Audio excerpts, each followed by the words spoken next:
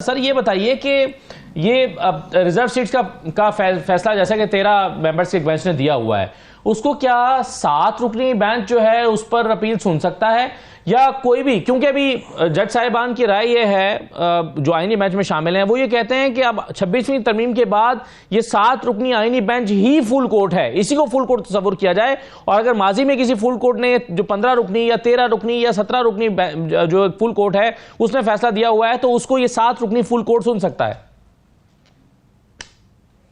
7 रुकनी full court सुन तो सकता होगा केस को, पर वो जो 14 मेंबर का फैसला है उसको उससे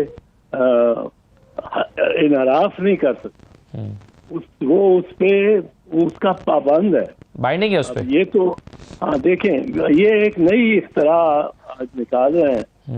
मेरा ख्याल है कि ये अब 2 कोर्ट्स हो गए, एक नहीं है सुप्रीम कोर्ट, 2 कोर्ट्स हो गए। एक जज साहब ने ये फरमाया है, ऑब्जर्वेशन दी है जी कि 2 सुप्रीम कोर्ट हो गए हैं। एक वो आईनी की बेंच है जो, और एक जज, बाकी जो दीगर बेंच है, दीगर जजेस हैं, वो जिस भी जुमरे में वो आते हैं वो एक अदालत ही अलग बन गई। ऐसा बिल्कुल नहीं हुआ, ऐसा इनकी कोशिश थी, ऐसा एक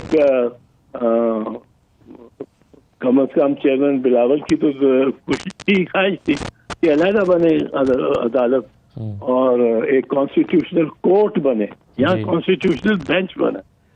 बेंच एक अदालत का हिस्सा होता है। मौज है दरिया में और बैरून दरिया कुछ नहीं। ठीक, ये अगर ये जो कॉन्स्टिट्यूशनल बेंच है, ये अगर ये इकरार करता है कि ये मातहत नहीं है चीफ जस्टिस के या ये खुद मुख्तार है, तो ये बिल्कुल गलत है। कॉन्स्टिट्यूशन बेंच भी कोई जरूरी नहीं कि मैं जज हूं और मुझे कॉन्स्टिट्यूशन बेंच में डाल दिया है तो अब मैं परमानेंटली कॉन्स्टिट्यूशन बेंच में हूं। वो भी बदलते तब्दील होते रहेंगे। उसमें लिखा है सुप्रीम कोर्ट के बारे में, constitutional benches of the supreme court, कोई एक बेंच भी नहीं होगा। सुप्रीम कोर्ट के भी जो जज हैं उनमें से बेंचेस बनाए जा सकते हैं ऑफ द सुप्रीम कोर्ट, और ये जजेस हर लिहाज से बराबर हैं। सिर्फ अगर 1-2 महीने के लिए मुझे नॉमिनेट कर देते हैं, मैं एक जूनियर जज हूँ, मुझे नॉमिनेट कर देते हैं into the on the constitution bench, तो मैं 2 महीने के लिए ही हूँ। ये टेम्पररी है, वो लिखा हुआ है उसमें, from time to time and for such duration as may be necessary.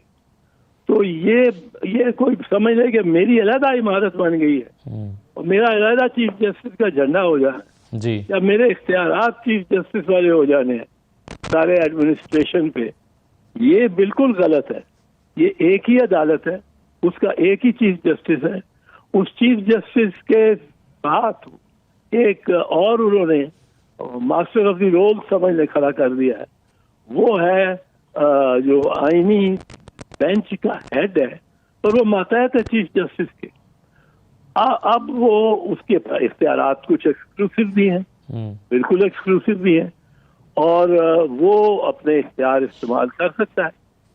सही है, लेकिन सर उसमें एजाज साहब आमतौर पे अब समझा तो ये जाता है ना, जो अहम आईनी केसेस हैं और अहम नौयत की केसेस हैं, या जिसका ज़्यादा इम्पैक्ट आता है अवाम पाकिस्तान पर, यानी एक तो है ना कि जी 2 फरीकैन के दरमियान मुकदमा है, अदालत उसको सुन रही है, सुप्रीम कोर्ट सुन रही है, लेकिन ये जो 184(3) के मुकदमात हैं या मुफाद आमा के मुकदमात हैं, ये जो आईनी बेंच के पास जाएंगे, उसका इम्पैक्ट लार्जली पूरे पाकिस्तान के ऊपर या अवाम के ऊपर आता है। तो वो इख्तियार जिस बेंच के पास है उसी को ज़्यादा पावरफुल समझा जाएगा?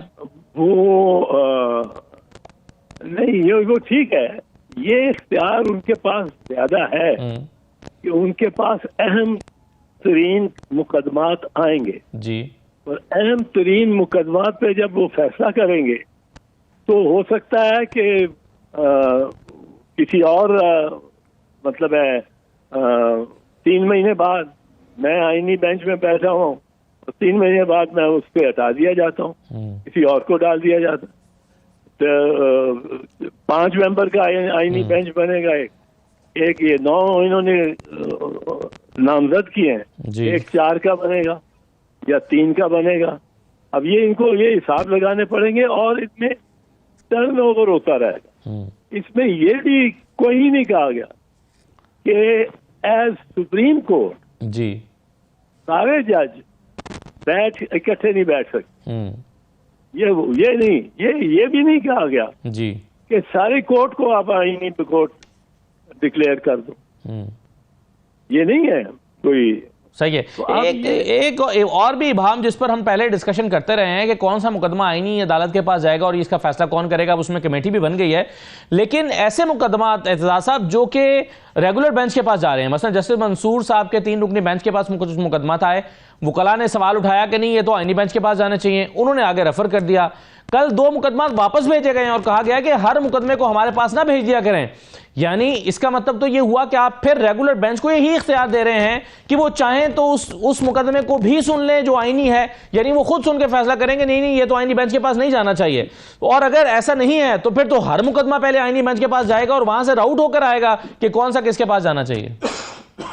भाई साहब, मैं 5 साल से चिल्ला के कह रहा हूं कि जजों में दरार है, सुप्रीम कोर्ट के जजों में बहुत दरार है। हाँ। बड़ी गहरी दरार है जी। इसका कुछ करो, इसको कोई संभालो, वरना यहाँ जो अब मैं ऐड करने लगा, वरना यहाँ हाथापाई भी होगी यूरिसडिक्शन के मामले पे। ये तो अब हम पता नहीं क्या क्या अजीब सीन देखेंगे। और अल्लाह ना करे, बस इसमें कोई और है ही नहीं, तरीका ही नहीं है। जो ये 26वीं तरमीम ने कर दिया, 26वीं तरमीम ने सुप्रीम कोर्ट को अपसाइड डाउन कर दिया। ठीक, अपसाइड डाउन क्या कि चीफ जस्टिस सीनियर मोस्ट जज है और चीफ जस्टिस है, और उसके मर्जी के बगैर हो रहे हैं फैसले भी और बेंचेस भी बन रहे हैं जी। और वो हो रहा है। नया आईनी ढांचा एतजाज साहब बनाए इस तरह से गया है या बन इस तरह से गया ना, मसला ये है। बहुत शुक्रिया एतजाज एहसन साहब आपका।